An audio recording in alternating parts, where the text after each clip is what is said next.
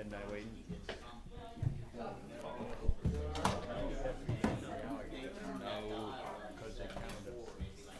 Yeah. What up, Richard? A whole lot.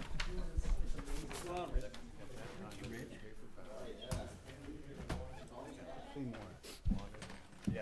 Be quiet. The mayor, be quiet, or the president of council. Is he very nice?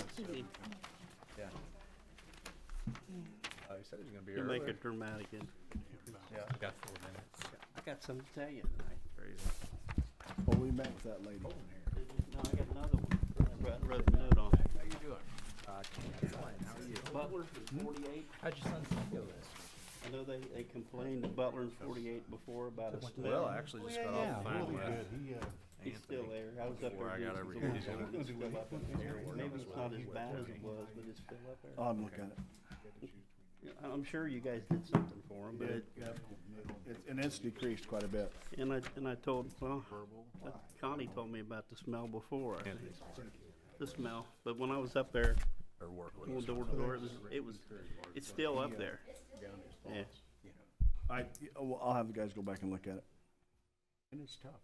I don't know what you could do about it, but Well, we've got, Well, you know, the basic we, parameters. We just gotta So iron out sometimes some on those details low and pressure, get it in force writing, mains, get it, Mhm. what we get there's in not writing. enough turnover in the material that goes through them, so But we'll, bacteria yeah, builds we'll up in them. certainly And so have we go something through for and you. we kind of pressure clean them. That's what we did last time. believe It it's seemed the to third. provide some. the people across the street from I know it's gotten better because April Fritz is right there. across her, the person across that kids, they walked down. Oh, yeah. We walked down the street and I was telling them about the park. Margina. Thank you very much. Talking about the smell. You are very welcome. I went over to April, so. And she, Yeah, I kind of she had noticed. to leave a little early. Maybe it's not as It's bad. been 2 years since we did the work. We might go back. Okay, I appreciate it. Yep, no More problem. fun, I would think, to do battle in a courtroom than. Well, not much of it's fun at Paul all. was there. I went to Chicago over the weekend for a training seminar. Oh, Trial that's a whole different lawyer training. That's a whole different world. Yeah, they invited me to their table. Oh, it was snowing. They were, at one point they were calling for up to 8 inches of snow. I paid my money to go to the Democrat thing. I heard about your sickness. You sure you got sick? Or you just I was feeling worth the crap. Scott's supposed to have the tonsillitis. That's what, down here at the bottom of the hill, they told him he had tonsillitis. She said, that's a funny prosecutor said. Tonsils, that would take out when you Yeah, they get prosecutorial discretion, it's called, so. Yeah, they're ultimately the ones that decide whether or not to bring or continue bringing charges. The police department has, Well, all they do is get the evidence turned over. Hey, well, I seen this guy right here. Grand jury. Guy right here running around Kroger's yesterday. or well, around the grand jury parking lot. decides there All is the authorities sufficient evidence. was running around all Ready? over. They can still deny it. You didn't see me, did you? Or did Okay. you see me? Yeah. Welcome, everybody. I'd like to call to order the City of Lawrenceburg Utility Service Board meeting for April 29th, 2019, with a roll call, please. Board Member Tony Abbott. Here. Board Member Aaron Cook. Here. Board Member Mel Davis. Here. Board Member Randy Abner. Here. Board Member Paul Seymour Jr. is absent. Deputy City Attorney Zach Anderson. Here. President Kelly Milan. Here. Director of Utilities Olin Clausen. Present. And myself. Okay, any announcements? We've got a couple. We've got the crews and Moosh. I'll probably defer. Actually, I'll probably defer to you on the announcements for the fiber and where we're at and who's signing up. Go ahead, Moosh.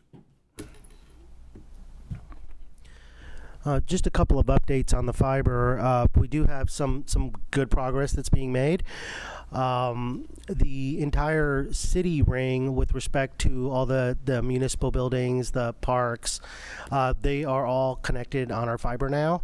It's just a matter of switching them over after some paperwork is complete. And we've also finally started hooking up some residential customers. there's a couple of blocks here downtown between Arch Street and Elm Street, and so I walked to the homes on those streets to see if I could get folks to get connected on those.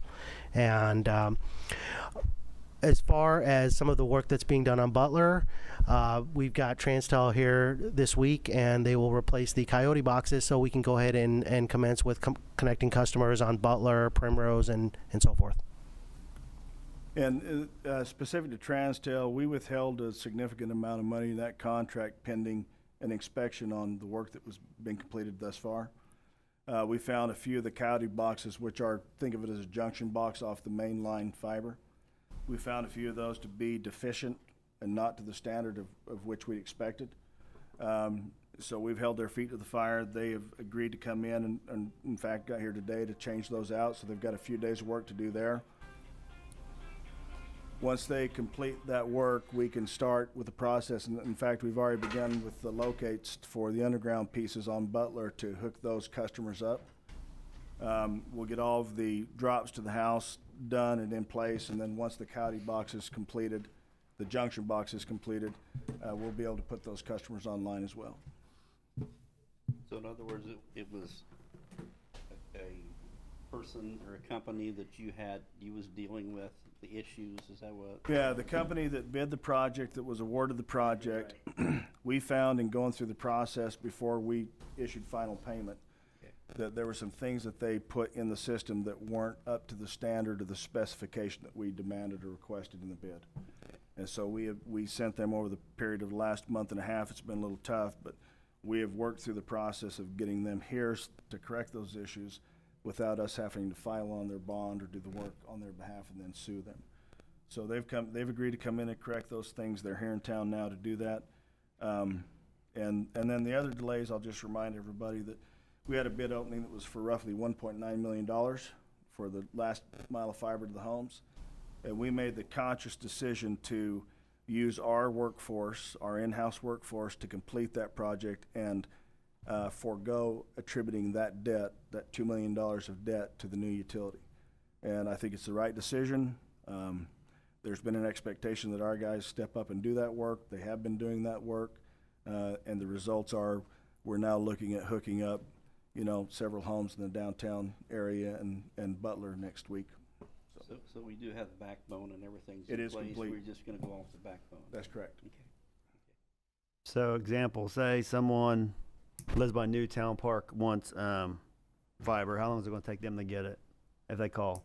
At this point, it becomes a scheduling issue. So I've got 2 employees dedicated to the ATS termination, which is the line side termination, and then 1 employee dedicated to the O&T, which is the house side connection.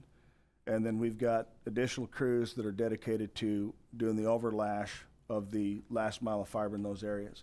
And so right now it's a scheduling issue.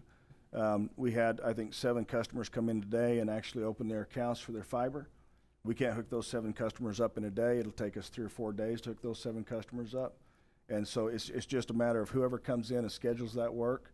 That tells us kind of where we need to focus on doing the installations.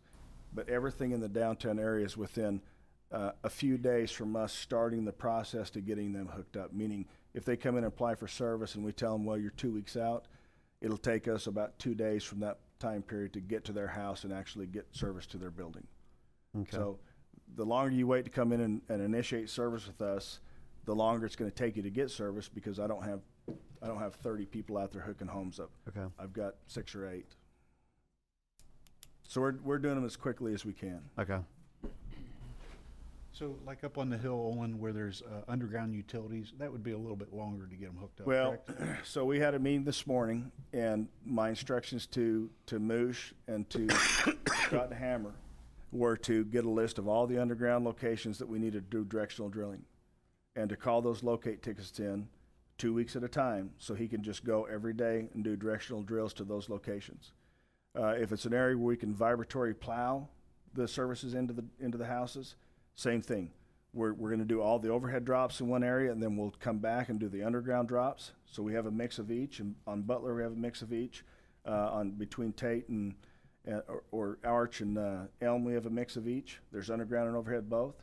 We're gonna do all the overhead first, cause that's the low-hanging fruit, and then we'll come back and concentrate on the underground after that. Okay. But we're getting them on the schedule, and we're gonna do our very best that when we tell a customer we're gonna be there on such and such date at such and such time, that's when we're there doing the work. If the schedule changes, we'll reach out to them and let them know. What about places like Riviera, those complexes?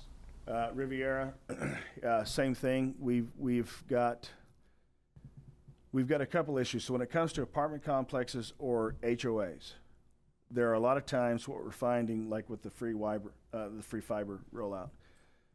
It isn't that we don't want to provide those. It isn't that we don't have the materials to provide those, because we do. It's that when we go to serve those areas, we're finding that the ownership, which is located some other place, like for example, Fairhaven, the ownership says, well, there's a process you have to go through before we'll allow you access to our building to provide services. Whether it's free or not, we have to go through that process. And so we've been working through that process with the individual management groups to be able to provide those services. We all know it's going to be a benefit to those areas. We know those people who live there will be appreciative of the services once they're there, but I can't force my way into those locations. I've got to be considerate and you know and do as they ask me to do, because it's their property. They own the facility. Okay. And have call the main utility number. I can call the main utility number. My cell number, you can give them my cell number. Yeah, you know, I answer every time my phone rings. I answer it. Give them my cell number. Give them my email. Give them the utility number.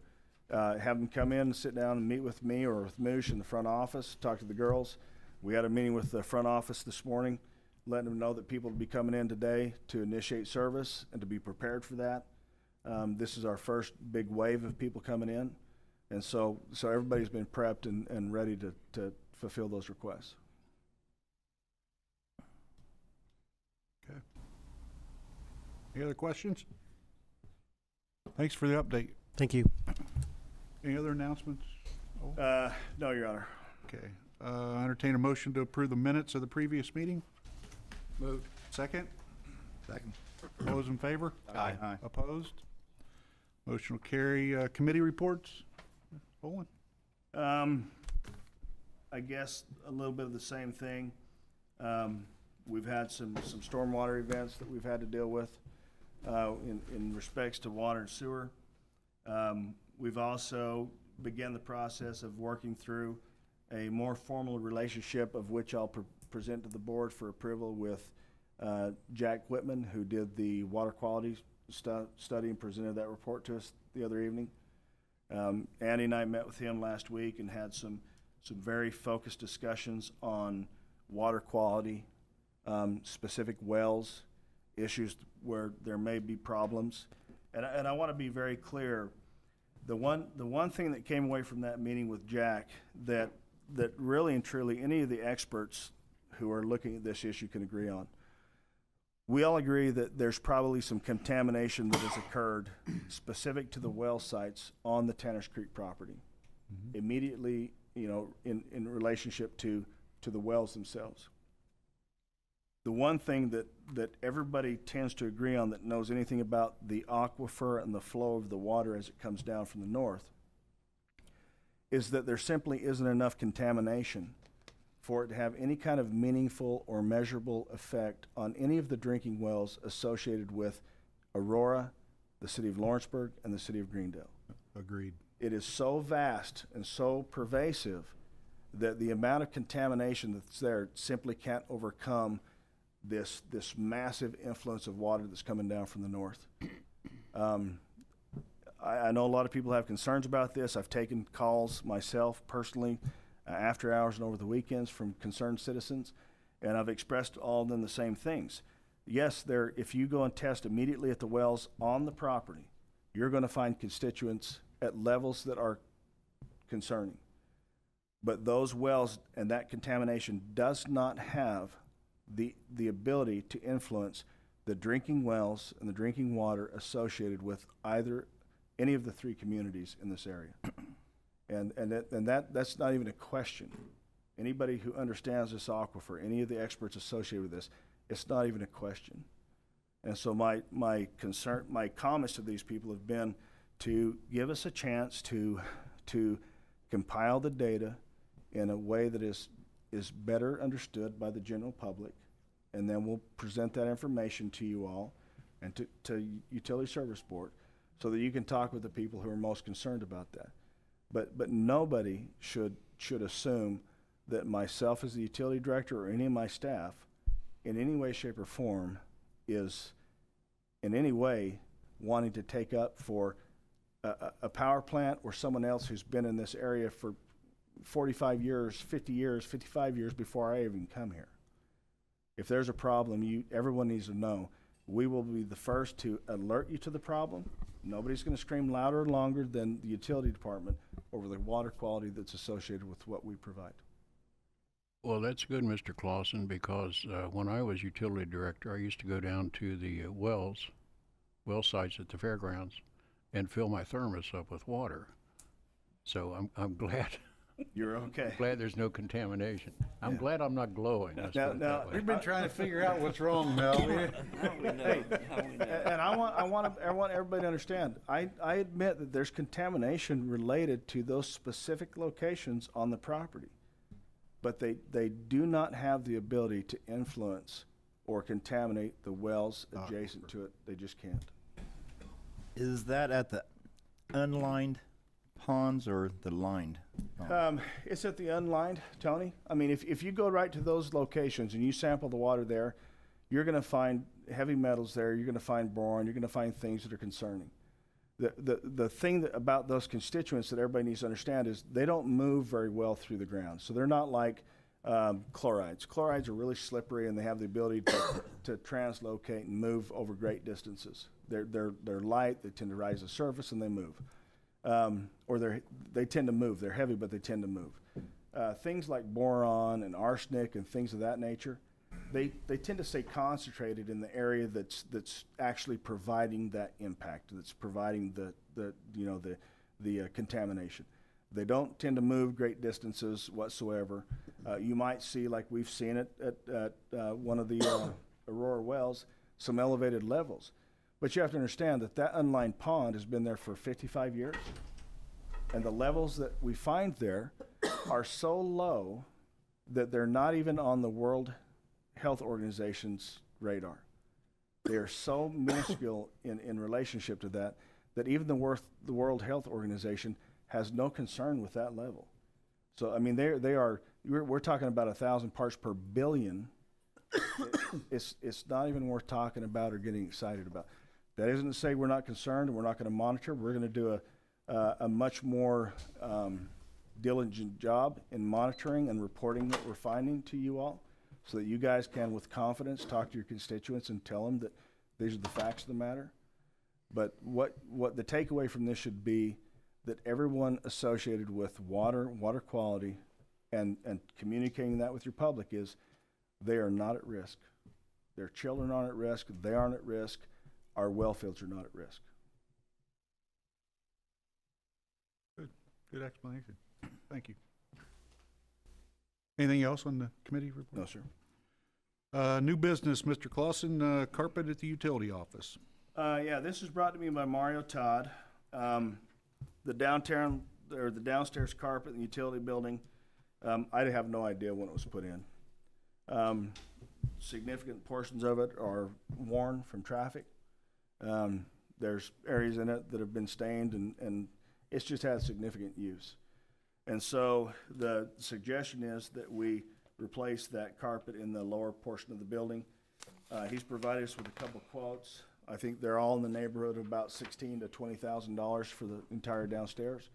And so I'll leave that up to the board to decide what they want to do with that. Any questions before we entertain a motion? Is that the entire downstairs behind this door?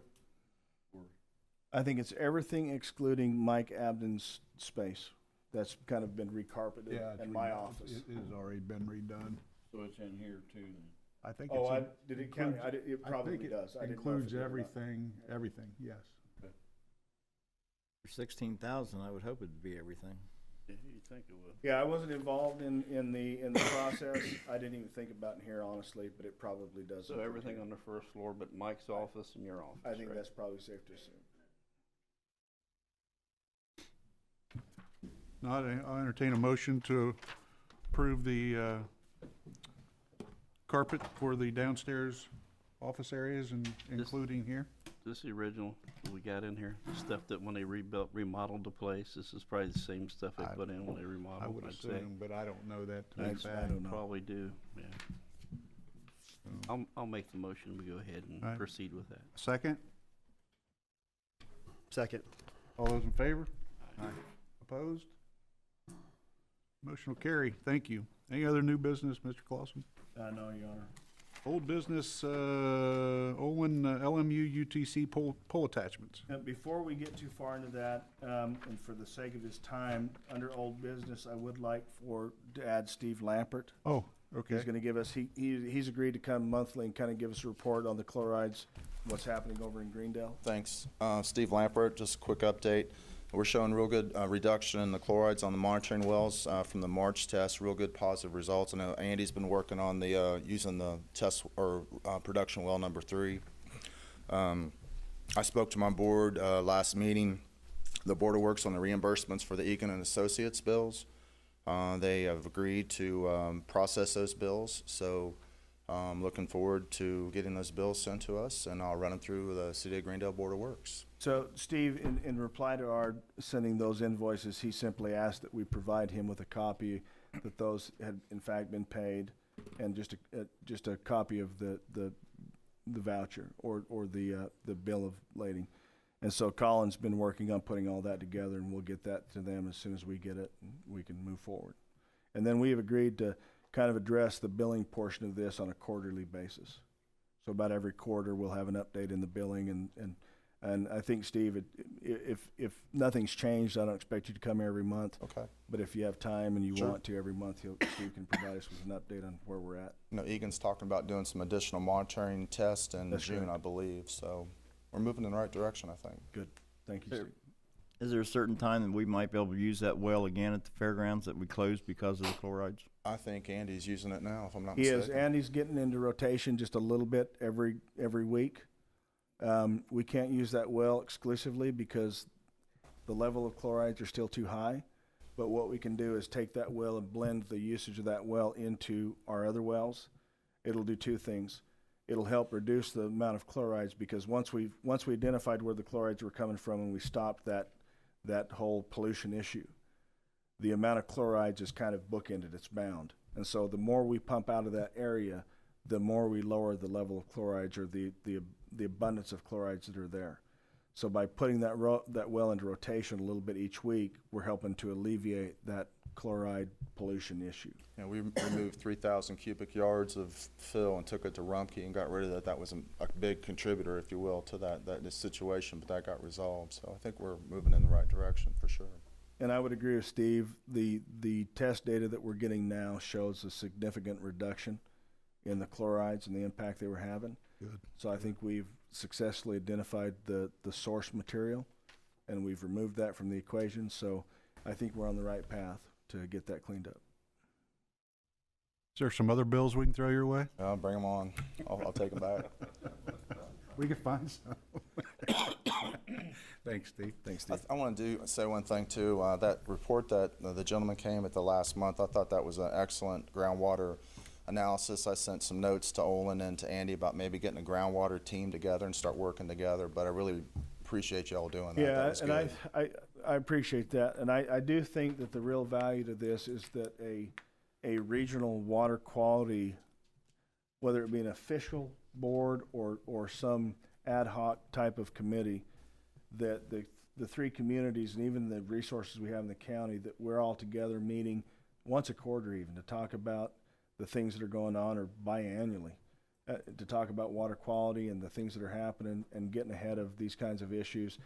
But more than anything, just understanding what's happening in one another's communities. Yeah. And making each other aware of that. I mean, you guys had some wells going up there that we weren't aware of, that test information needed to be added to the model. It since has been. But maybe we're gonna have some things happen in Lawrenceburg that Greendale should maybe know about and how it affects their wells and the flow.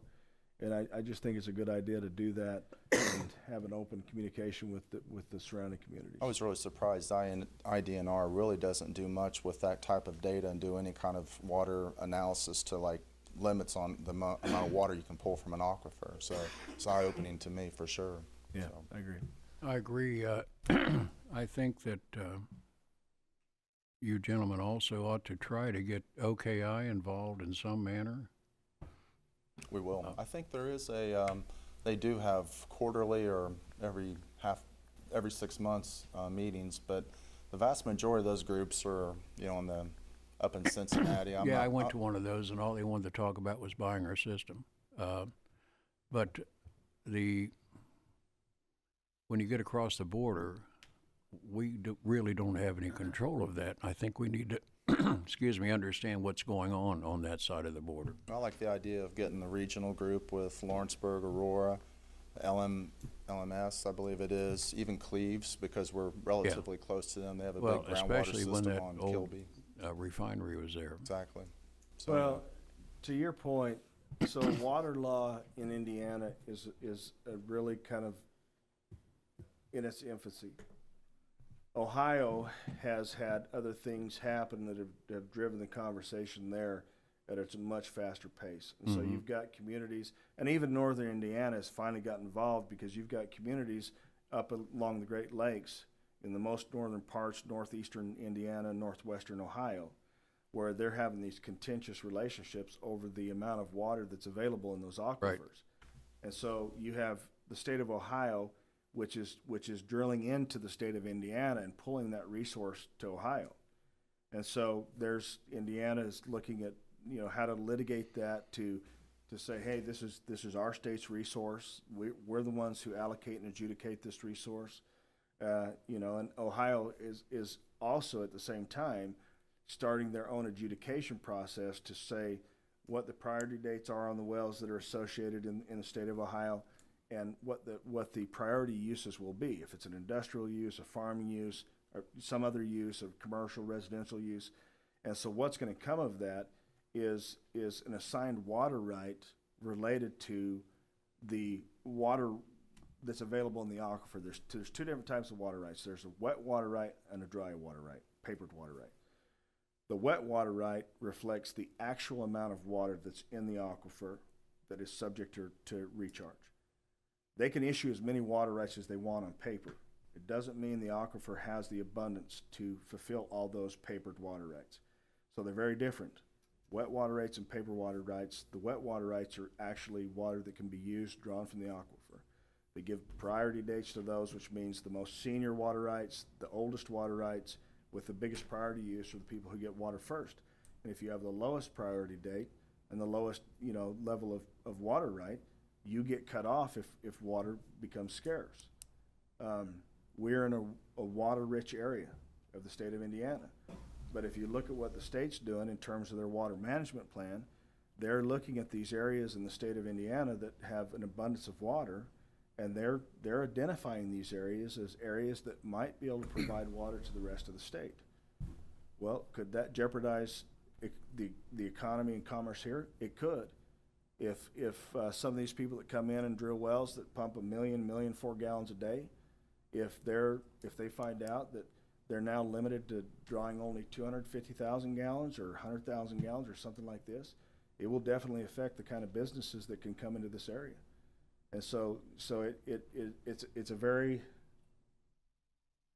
smart thing for us to be concerned with what water gets used here, where it goes, how it's being used, how it comes down from Ohio into this area, how that aquifer flows, because we want to be able to give definite answers to people who want to come here and set up business, including the port, wherever it is. If they've got a use that's water sensitive, we need to be able to give them answers that they can invest on. Great points. Thanks, Steve. Thank you. Okay, Mr. Clausen, LMU UTC poll attachments. Yeah, I'll turn this over to Mr. Nybarger. Thanks, Steve. I emailed all of you previously a copy of a proposed pole attachment agreement with CenturyLink. You should have another copy in your packet. This will probably be the base form, if you will, for pole attachments in the future. Seems to cover everything that we need and all the problems that we seem to have come across. You'll notice that the pole attachment rate's $20 per pole. That pretty much matches the expenses as we've been able to take a look at them. It's about a market rate, I think, as well, maybe $1 less than what some other people charge. But I put it in front of you guys for approval. It has been approved already by CenturyLink. They're waiting on our approval. And what I would ask for someone to do, if it's all right with you, Mayor, is someone to not only make a motion to approve the agreement, but to authorize Olin Clausen to sign on behalf of the USB and or the city. Any questions, guys? If not, I'll entertain a motion to approve the pole attachment agreement, but also with that, I would ask for the authority for Olin to be able to sign on behalf of the USB. So moved. Second? Second. All those in favor? Aye. Opposed? The motion will carry. Thank you. One other thing, when you talk to CenturyLink, that wire's still hanging down at the corner of Tate and Front in that parking lot. Hey, A truck's gonna take it out soon, then they'll be out here. I would invite any of you to drive around town and to look at the new poles that we've put up, look at the old poles that are still standing, that they're still attached to, that they have made absolutely no effort to move off of those old poles onto the new poles. Go talk to any of the residents that you want. Dennis Hutchins, for one, he had a fiber that was hanging down, literally 20, 30-foot coil of fiber wire that was hanging down his yard, and absolutely nobody would respond to fix that problem. So I finally just sent one of our crews over there to get it up out of his driveway as a courtesy. Look at the issue we had over here on is it Williams Street? The fiber attachments or the communication attachments that were on those poles are what caused those poles to be raked over and eventually break, unbeknownst to us. And then you get what you get with when a pole line breaks and the entire pole line shifts 3 or 4 feet because it's unsupported now, and the phases now start blowing in the wind and hit a building and catch a building on fire. That's something we're not in control of. That's caused by other entities who hooked to our poles, which are really abusive in many ways, and they refuse to come in and correct the issues that we bring to their attention. Let me ask a question. You make a good point. For instance, that one that's hanging down Yeah, there it's like at 10 the feet adult off the center. ground, I'd say. There's an event to be held there, I know, on June 30th, okay, in that lot. And it can't be held there with that like that, right? No. So let me ask you, if we can't get them to respond to fix it, if we fix it, and we bill them, I mean, is that the only option we have? Is it a CenturyLink? It is. We get the similar reality of them. We provided them with all the notification to relocate off of our poles onto the new poles. Exactly. And do the make-ready work. They refused to do that. As a result, we incurred, hundreds of thousands of dollars worth of cost in the fiber optics project. So we're going through the process now of recouping that money through agreements like this and through threats of litigation and for CenturyLink, I guess for them, I don't really know what they think, but I think they assume that they know they're going to have to pay for it eventually. So why not be forced to have to do that? Why not just wait it out and see if we capitulate and do it on their behalf and don't raise a stink about it and don't charge them, right? I mean, there's only an upside for them. They know there's a cost to it. They know eventually they're going to have to pay that cost if we push the issue, but maybe we'll just do it and just forget about it, and so there's only an upside for them. But this would be a similar process. They've been made aware of this. I've talked to the engineer specifically, face-to-face about that issue over there, and they're just unresponsive. If you look at the pole attachments over here on Elm and, is it Elm the next street right here? Elm and Williams, there's 3 generations of poles there. There's the pole that we replaced 30 years ago, and then there's a pole that we put in 6-8 months ago. So there's 3 generations of poles there, and they're still attached to the pole that was put in before any of us were, probably some of us were even born. And they've known that they've known about it. They don't allocate people to come in and do the maintenance work. Right. They want to come in and build the system. They They make all these grandiose promises up front saying they'll maintain and take care of their equipment, yada, yada, yada. But when it becomes, when it comes time to do it, they just don't. I mean, the example I've given before, it's like the relative that shows up to stay for a couple of days, but then he stays for months and he won't buy a gallon of milk, won't do laundry, he won't help out around the house, he just stays. They're all talk on the front end, but they don't provide us with any actual services on the back end. Is there any repercussion if we were to send the crew over there to fix that? Couldn't be more than a half a day's worth of work. Take pictures of it, document it. Do we have emails to trace it? And that one particular instance for our guys to fix it? No, we could. I think what you can expect is we had a few very critical locations on the fiber build-out that we could not leave the existing pole there. We had to take the pole out. And so we removed the pole and we transferred their equipment to our new pole.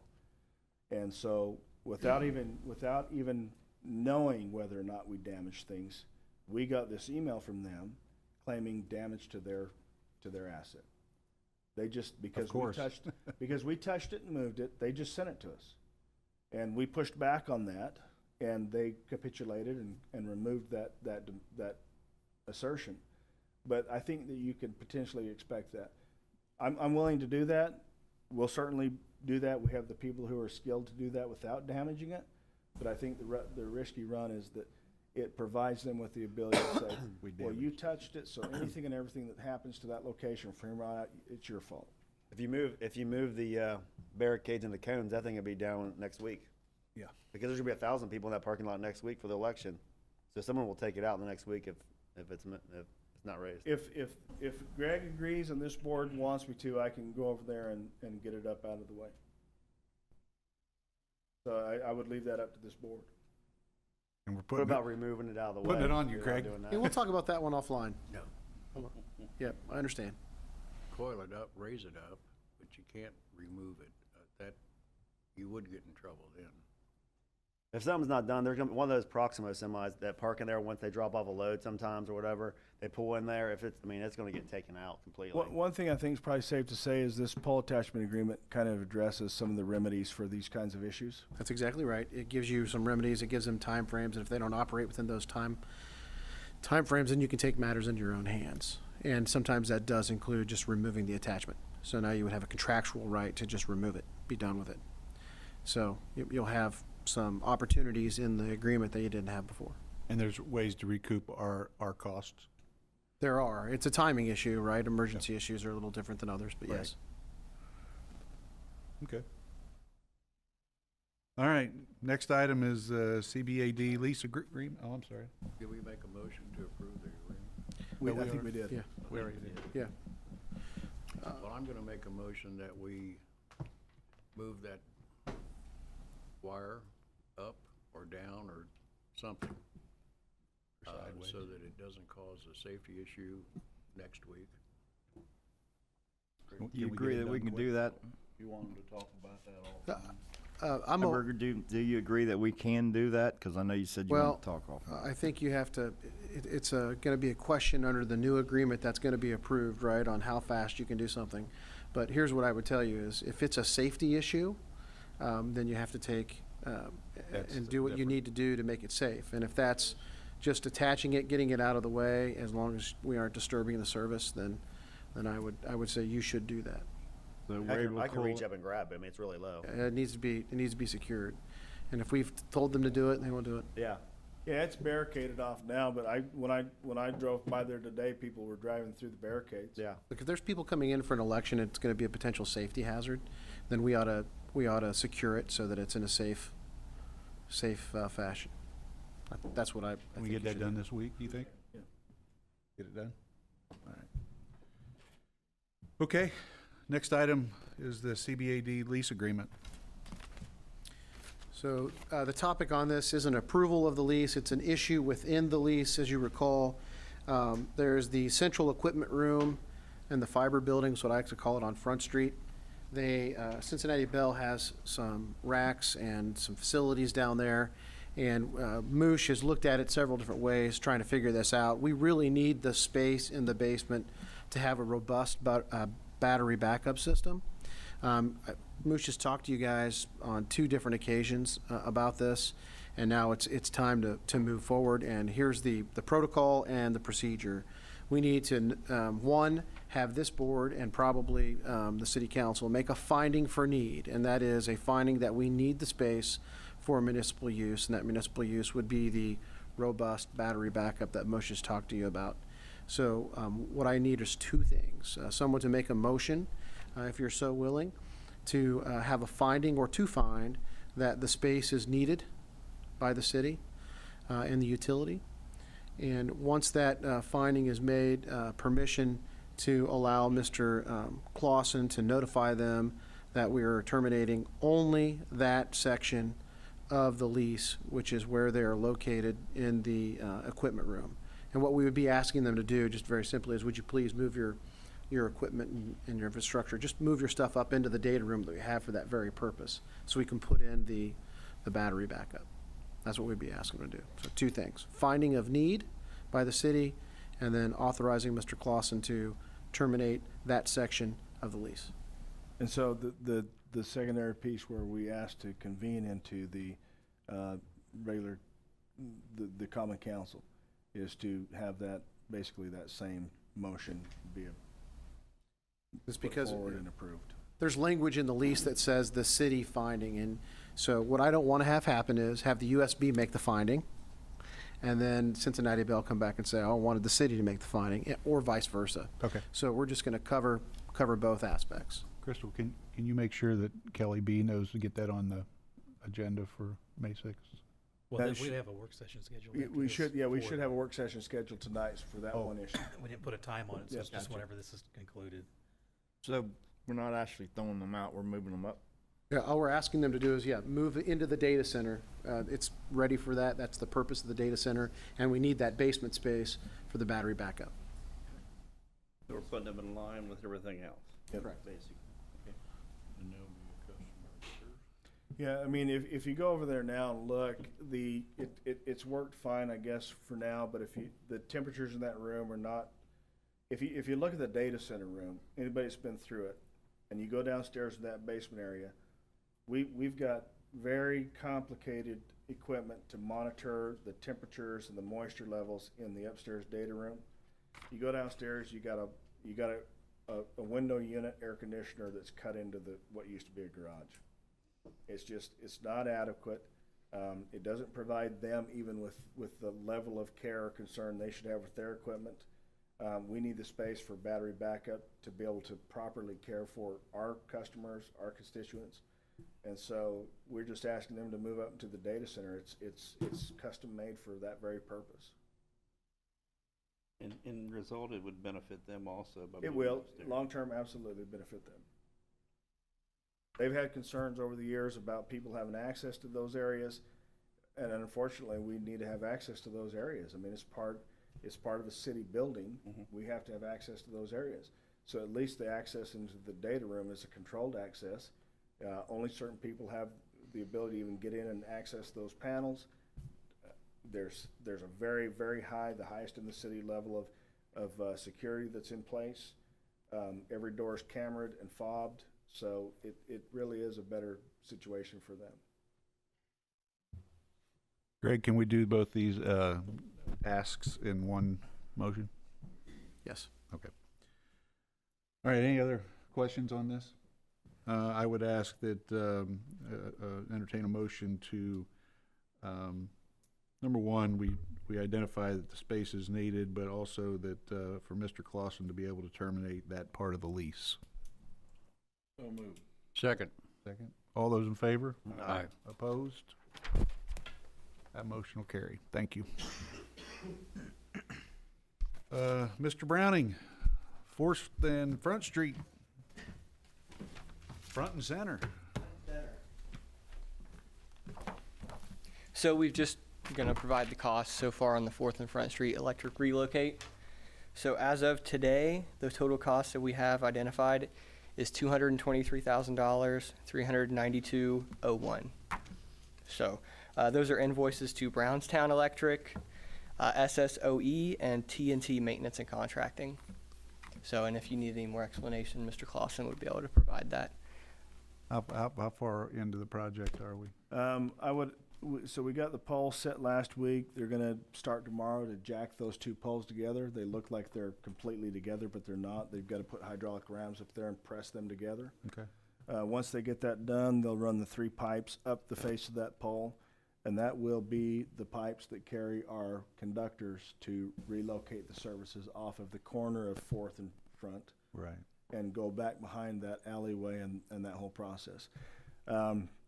I think the question is, when is CenturyLink going to get off of those poles so that we can remove them and complete that project? And that's if what's happened around town's any indication of that, it could be a while. We have been working with them. I've reached out to them on many occasions and expressed to them the need to do that so that we can soften that corner and complete the project. But this pole attachment agreement helps us with that, right? It should. On It some should help us timing? with that. It should help us Because with then that we as can well. go ahead and take it into our own hands and then, I think it will. I think in talking with the engineer, his first name's Steve, I don't know his last name, they're of the opinion that they're more than happy to relocate, but they're gonna be sending a bill to the city on behalf of that relocation. I know that, he did tell me that every single line that they have west of that building, all the way to Patriot, comes through that building and on to Cincinnati. It's their main connection, their main line. And based on the discussion I had with him, he felt it was going to be a very, very expensive proposal. I don't know what those costs are. He didn't share those with me. He just in talking with him and having done this for many, many times, I got the impression this is a major undertaking for them, and there's going to be a significant cost associated with it. Well, that one pole on the corner of Front and 4th, it's about ready to come down anyway. It's from the semis hitting it. Well, there's 2 About poles. 15 foot up, it's So that's a perfect example of how slow they are to react. So under Mel's direction, that wooden pole that sits to the west of it, 10, 15 feet, was put in, 3-phase pole. The metal pole's still in place. And the only reason the metal pole's still in place is they have refused or failed to get off of it onto the new wood pole that Mel had put in before I ever came here. So their thought is to build the city for their cost? Is that Yeah, correct? they believe that that they were fine the way things were, not their issue, and you know, whatever the relocation costs are will be the city's to pay. yeah. Well, do we have $500,000 worth of cost benefit on that project? Honestly, I don't know. I mean, I gave a quote. It's probably been 3 years ago. I thought the project would be 190,000. I think we're 223. 223. So things go up every year. Price goes up. So we're right in line with what I thought the project would cost us. But I never talked with any of these other individuals or stakeholders or anything, because you have to keep in mind, this isn't my project. I'm just trying to comply with a project that Mike Clark presented to me that needs done. So I didn't feel that it was, I mean, I'm just helping a project out that's not mine. Did we have a grant on this project? No, but it may be part of the community crossings this year to do the 4th and Main I think that it is. project, yes. This part was not part, though, Paul. Okay, I don't think it qualified. Mike asked him, but I don't think it qualified. Right. It's gotta be road related. But again, it wasn't as though, I mean, the whole reason we're doing the project is Mike Clark came to me and said, hey, we've got this community crossings grant. We want to soften the radius of that corner, so I need you to move your equipment. So I assumed for quite some time that he had already talked with stakeholders, the other people involved, and had that worked out. And somewhere along the lines, I don't know what wires got crossed, but that didn't end up being the case. In fact, when we were over kind of locating all the underground facilities and talking about where things were going to be, the engineer happened to come out of the building and say, hey, well, what are you guys doing? And so I started talking about what we were doing, and he was unaware of what was happening. And so I suggested to send an email to you all saying, look, we need to have a meeting where all the stakeholders are invited to that meeting to talk about these issues, because nobody's communicating this with them. You know, this has happened 2-3 times. I think we need to have our staff get together, and when we do projects, I just can't understand where the lack of communication is. There needs to be a plan room, examinations of different things, so that we can put these things together and not have anything fall through the cracks. And it needs to be written in stone. We had problems up Pribble Road, Industrial Road. So these, whoever the project manager is on these particular jobs needs to be in touch with everybody. We need to get some kind of procedure. I know when I would go out of town, I could go to a room and talk to everybody I needed to talk to. They were real organized. And it just seems to me like we're lacking something here. I got made a note of it. Yeah, and I think if I need to be talking with the other stakeholders about what they think their costs are in projects, I'm happy to do that. I just need to know that that's what I need to do. But, you know, my understanding was we just need to worry about what LMU was doing, get our services relocated, and that was really my only concern. And then it became apparent, you know, a few months ago, 2 months ago, that there was other people who just weren't aware, that needed to be aware, and now they're behind the 8 ball to try to figure out how to relocate and do different things. And Namely CenturyLink, though, right? Namely CenturyLink. Comcast is also on that poll, and so I'm sure they're going to have some comments on it. Comcast is CenturyLink responds quicker than Comcast does. Comcast's, the attitude that we find with them is they don't respond, but then when the issue becomes an issue, they just come in and do it. They just come in and fix it, and then they're gone and out of the picture. So it's just two different companies and two different approaches on how to deal with it. Okay. I got a question for Mr. Nyberg. Do they have a right to bill us? The CenturyLink and people that are on those polls with something like that? Each one of those issues is what I would call fact specific. We probably want to have more of a discussion about some of those issues in another forum. They have rights to charge for certain things.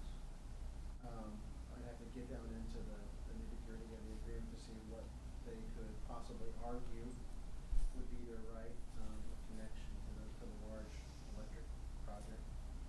And then we can talk about it. But I need to know a little more facts about the electric project before I can answer that. But they do have some rights, right? If they have to, certain relocation issues, they do have some rights. Okay. I think for me, when we have these kinds of projects, I just think it would be helpful that, you know, if I assume a project's going to be $120,000, but then I include other city functions and we find out it's $300,000 or $400,000, I think that potentially could have a large influence on whether or not the city and think they need to do the project. You know, there is going to be a time where the price tag's so high that the city, you know, you all are going to say, you know, it's really not worth the juice isn't worth the squeeze. We do something else. And so I just think that it's important that I can't by myself determine those numbers. I need help from other departments to determine those numbers, but that allows you all to make decisions that affect the total cost and whether or not you want to do those things.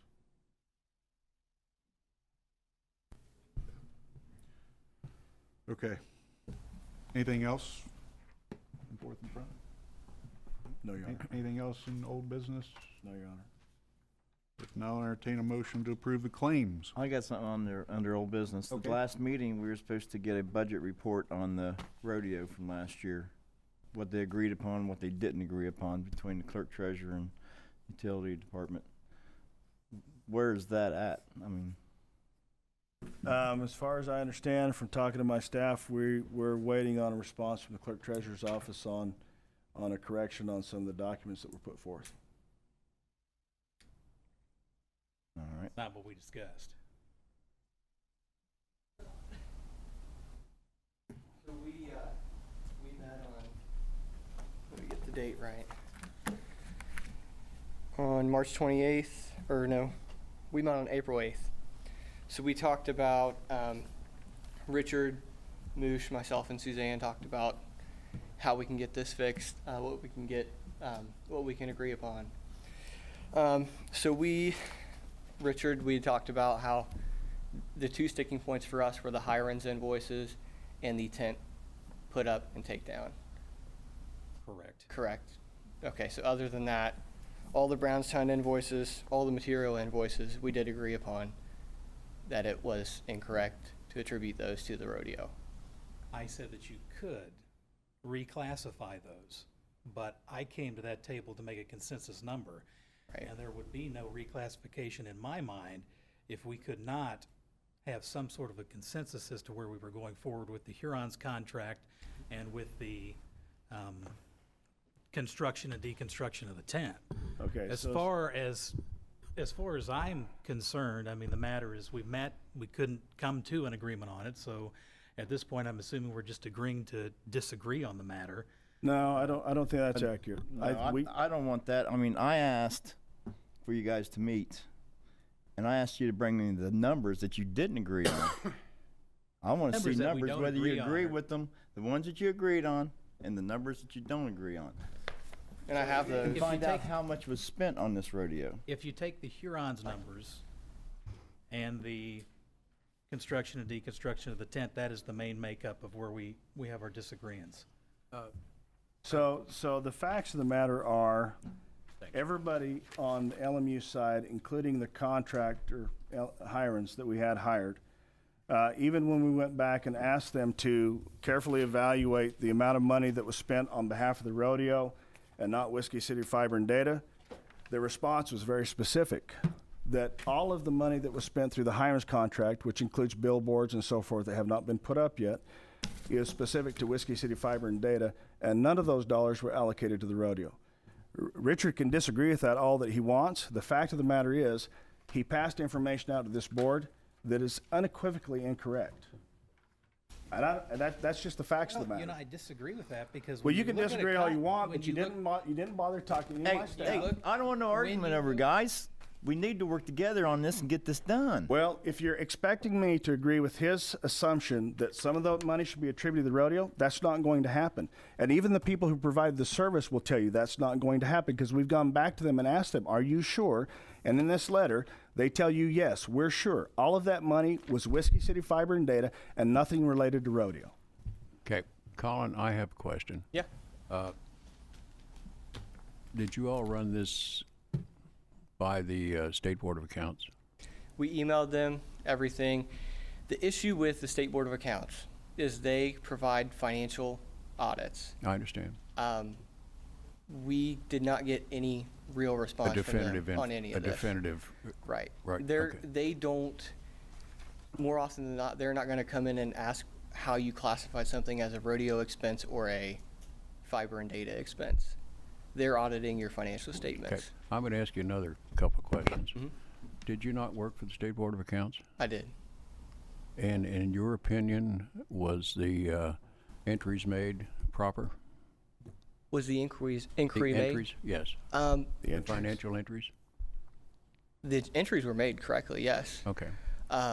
It's not a matter of accounting, because all the accounting is correct. The way that things were done, the way the entries were done, it's all correct. It's a matter of one side believing it should be classified somewhere, the other believing it should be Well, classified somewhere else. It's I'm not a problem of incorrect information, fraudulent information. It's just a matter of one person thinks that these were rodeo, one person does not. And that's the issue. You're the accountant for the utility company? Is it utility companies, is that correct? Correct. I'm only interested in opinions, or not opinions, but facts. Mhm. If they were entered correctly, and they were not rodeo expenses, then I'm satisfied. Exactly. The bottom line is that on our financial statements, this number that we provided agrees to the penny to what was reported on the utility financial statements. Take it for what it is, but that's what we reconciled to the rodeo account. Okay, so that bottom line, is that 350,000? Is that the line you're talking about? No, it I is see a lot of different bottom lines here. It's the 71,856.23 on the left column. And that is what is on our financial statements. Okay, so on that, I'm just a dummy on this. No, but you're on okay. that, you're saying it's 71,000, but the tent cost is 30,000 to erect, 30,000 to take down. Correct. So, and I don't even see that on there. Well, that is on here under the amounts we charge to other accounts in this Why would middle. that be charged to other accounts? That was for the rodeo. Well, our opinion is that when the council or utility board approved it, it was implied that the cost, you wouldn't buy the tent just to have the supplies, it would be bought to be erected. Nobody told us it's going to cost us 30,000 up, 30,000 down. Actually, 34 or something like that. We were Right. not told that, or that tent would not have been bought, or at least I wouldn't have voted for it. Well, I'm willing to have a discussion with Richard about that, but I'm going to ask a question to Richard. Richard, how many of my staff did you talk to before you issued any of your reports? One. And that was who? I'm not divulging that. Well, I don't believe you talked to any of my finance people. You certainly didn't talk to me. So any good investigation tends to talk to everybody involved. So I didn't appreciate you coming out ahead of time and providing information that was absolutely incorrect to the community members, the board, and everyone else. Dan, can you please come to the podium? Mr. guys. Head, can you come to the podium, please? Dan works for Umball, which is Yeah, now and Baker Dan Tilly. reports on the information you provided him, which is devoid of any input from us. Well, when you look at a claim, you look at the description, you look at the nature of the claim. So To you put looked a at tent up rodeo for a time and rodeo, thought it was And to rodeo. take a tent down for the rodeo is a rodeo I'm talking expense about the because you Hirons. put it up I'm for talking about the Hirons bill, Richard. Well, then that leads to another problem because Okay. the Hirons contract said nothing in it about fiber, although it did say the word rodeo about 7 or 10 times. So contracts tend to talk about the things that I'm concerned about that I might want to implement in a contract. It does not mean that those things were done. What was done on that is all Whiskey City Fiber data. We can show you that definitively, but you never asked for that. You just put things out on an You have assumption of said your own. at least 5 times now that I would see videos, that I would be shown these things. I've yet to see any of it.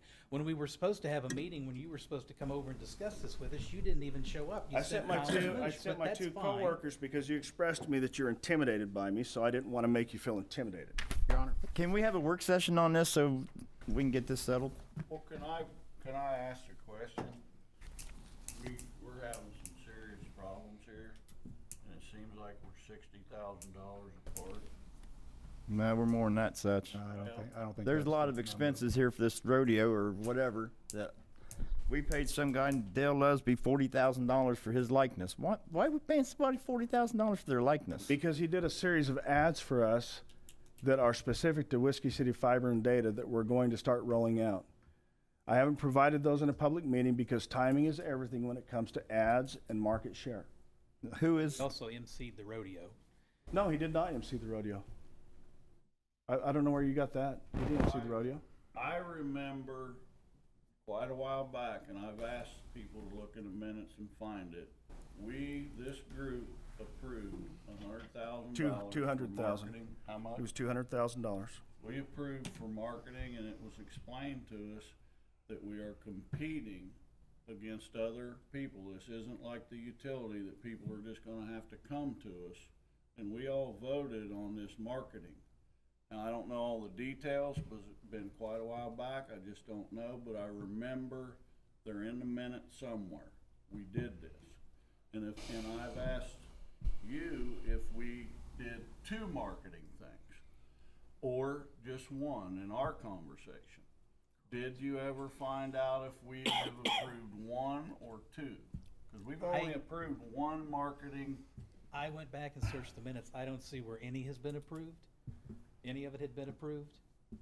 Well, I remember mean that it's- voting on Uh, it. Yeah, I that- remember voting on it too, and Moosh presented. Well, it doesn't mean that it hasn't. I just couldn't find it in the system. Okay. Can let me make a suggestion then. It sounds like, I mean, number one, you're looking at these numbers for the first time. So why don't you have a separate work session, and to where you can let the board hear each line item and an explanation of what they are, and then they can determine if they're rodeo or other. Yeah, can I ask Colin one question? Well, it helped me go over this. Yeah. I know there's a lot of line items here, and I'll go over one by one the discrepancies, but basically, is it the tent and the advertising for the Whiskey City fiber and data? Is that the two discrepancies? Correct. That's it. That's the only ones that we have yet to So it's a lot of line items, but agree it's upon. basically those two projects. All the ones all the way down to TEK Supply. Okay. All of the ones above there, or Black Swamp Steel, the erection and dismantle. Everything above there we have agreed upon that it was correctly on the utility side, not classified as a rodeo expense. Okay. And I also want to point out to this group that when you look at the success or fail rate of any business, you cannot look at just the first year. And what I mean by that is we have confirmed already $100,000 of additional support for the rodeo this coming year. That doesn't count the vendors that have come on. We've got a number of different vendors that have come on at platinum level, which is 3,000. And so any of these numbers that you see that are in the negative will start in the red, will start coming into the black, because we don't have some of the expenses that we had last year. We are a business that runs year after year after year, or hopefully will run year after year after year. And so just like any startup, you're going to have costs that you incur in the first year that you don't incur in the second or third or the fourth, and you hope to make the process up or make the gains up over time. And so if we're going to look at a complete picture, let's stop down and look at what we've taken in terms of money in the bank so far this year and what the total rodeo cost is, because what you'll see that it's a successful event that brought $250,000 to this community. It's going to be a bigger event this year, bring more money to this community, and we're going to operate in the black. I would also add that Colin and I did discuss talking about a budget for this year's rodeo, and maybe just being more connected, I guess would be a good word. And I don't have any problem with that. I think that was the main issue that Olin and I talked about, as well as you, is that Yeah, you and I we need to have a better source of communication in the future. I mean, all of these issues could easily be fixed by having a better source of communication. But again, and I will comment as I've commented before. Your Honor.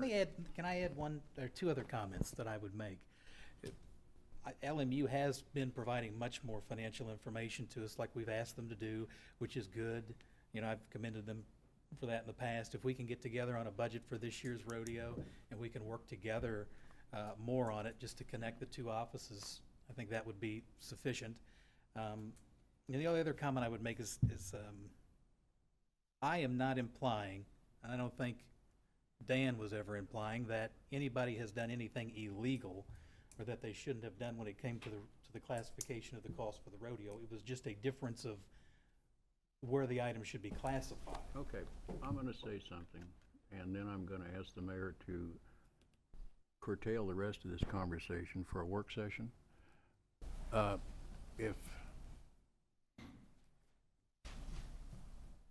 When I was working,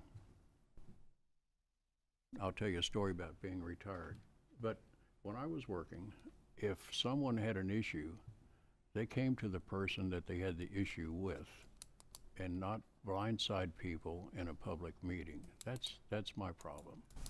Now, secondly, I'm gonna ask the mayor to curtail this conversation until we have a work session and not take any more time with stuff that could be resolved in another venue. Let me ask a question. At the work session, Olin, is it possible to have and maybe Colin too, that you can have the budget for the upcoming rodeo? That way you can cover both at the same time? Well, I think it's a difficult thing.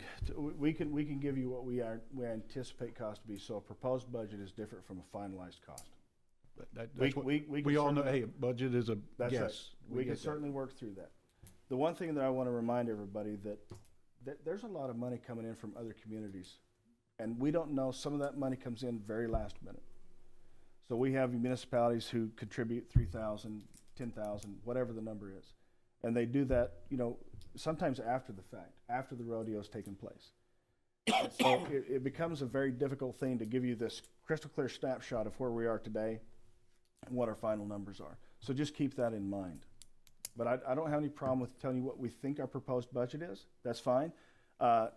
Richard, I'll communicate to you what we think that proposed budget is, but to say that you have a Can I speak to that just for a Sure. second? I don't expect you to tell me what the exact budget is, but just like Fall Fest has a budget that's kind of there, but they usually go over. There's a fund that they use to pay for the overage, so that's understandable. Colin and I were just talking that when it came to having a budget, you're just more mindful about working in the framework of it. Well, my thoughts are this. I think that a 501(c) needs to be developed to handle all these monies coming in, that is separate from the utilities. The utilities is a business that we have costs that we incur when we buy things, and then we resell those things, whether it's water, sewer, electric, whatever it is. And so having a 501(c) that can handle that can have a board that's appointed to oversee the budgets and those kinds of things, I think is a very necessary thing, because this event is going to get much bigger. Everyone, I got a call from Illinois last week. They have 5 teams and 12 apprentices they want to send to this. Owensboro, Kentucky has 6 teams they want to send. We've capped this at 25. We said kind of internally that we would try to make room for 30. Give you an understanding, to have 30 teams here, that's 120 participants and probably as many as 800 or 900 people that are coming from out of town that are going to be staying here. That's a massive event, a massive undertaking. I don't have the staff to properly put on an event that exceeds those numbers. And so it has the potential to be, and is turning out to be, one of the premier events in this part of the country, not just Indiana, but this part of the country. And so you know, it's a complicated thing to try to get planned and to deal with. But it's very beneficial. So a 501(c) being in place to handle the monies coming in from vendors and people who want to donate and these kinds of things, it just simplifies the process, because we have limitations being a municipality in what we can do, what we can provide. You're not intertwining rate money and. Yeah, and it's just complicated. So we're working on that. We've talked with a number of organizations that are like-minded to see what it would take to get them to step into those positions. We've also talked with Greg to see what a 501(c) would look like if they helped us create one. And so that would simplify things.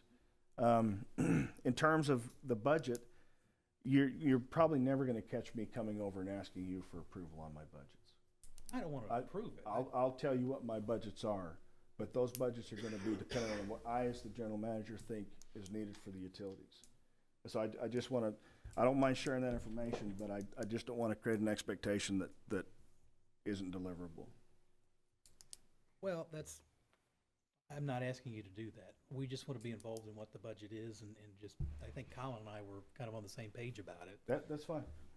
Well, I like to see those numbers too when you get them together, the Sure. budget. Yep. Now, as far as, at our last meeting, I asked for a work session on this. So I don't think there's no blindsiding. And it was Mr. Seymour who said that Olin and the clerk treasurer get together and work on it, Mel. So that wasn't done. So I asked for the same thing, a work session. That's what I'm asking for. So we stop the arguing tonight. All right. I think Olin and the clerk treasurer both got together, because when Olin sends 2 of his trusted people over, I consider that, you know, it's just like Kelly here in the city. I don't expect Kelly to do everything. There's people that he trusts to do their job. So I think there was an effort made. I don't want anybody thinking that these 2 never made an effort. Well, the 2 people involved were Mushtaba, who created the fiber rollout budget, and then my financial specialist. I figured those are the 2 best people to ask the questions. You all know I have strong opinions about things. It keeps me out of the room so they can have a more amenable discussion about it. And I was prepared to accept whatever findings they came back with. What I was told is that there was going to be retraction on certain issues. And so I assumed the ball was in the clerk treasurer's court. Well, if you would do me one favor, make that print a little bit bigger. Even I'm gonna need a magnifying Even with glasses. I Duly can't see. noted. I can email it to you. So, I but will- get a work I will session, add that Crystal. Moosh, Colin, and myself, and Suzanne would agree to this. We didn't say anything about the word retraction. There was a word that was used that we would come out with a consensus on what the number was, if we could come to that consensus, which we did not. And this is, my last saying on it is, when we talk, Richard, we all agreed that these top expenses were incorrectly when in your report it was incorrectly We all agreed classified. that the Brownstown electric charges could be moved over. Right. You and Moosh both agreed that the construction and deconstruction of the tent should be attributed as a rodeo cost. When I confronted Moosh about it, he said that's absolutely ridiculous. I can't BS my way out of that. It's a rodeo cost. So I thought that the three of us had a very good conversation and that we came to an understanding. But Yep. we Yeah. need to have a work session. No, I agree. I agree. I think we're closer than we were before. But I think moving forward, we'll have a great relationship. yep, I agree. I see the line of communication. You're certainly willing to get anything I need. You've been very amenable to it, Yeah. so. We need this to work out, because I'm gonna tell you something. The reason why he's getting more teams and more people interested is because the people that came last year loved the weekend. They loved Fall Fest, they loved everything about Lawrenceburg. They usually do these things in a field and places where there's nothing, and these people love the whole weekend. So this is just a great weekend, so let's just get better the second year, that's all. I mean, to that point, I had a meeting with Marie Edwards today to talk about if we reach certain funding levels on contributions, how we can step in and take care of some of the costs, or at least alleviate some of the costs with like the Jumbotron. And because the anticipation is, with the amount of money and the people who are responding to us to bring teams, we'll have some funds that we can help alleviate costs the city's carrying. So, yeah. Okay, any other old business? No, Your Honor. Now I don't entertain Yes, them. I have one item, Your Honor, I'm sorry. I would like to request an executive session on personnel to be scheduled through the HR department. Okay, I'll second his motion. all those in favor? Aye. Opposed? Motion will carry. Thank you. For the USB? Yes, sir. Utility personnel? Yeah.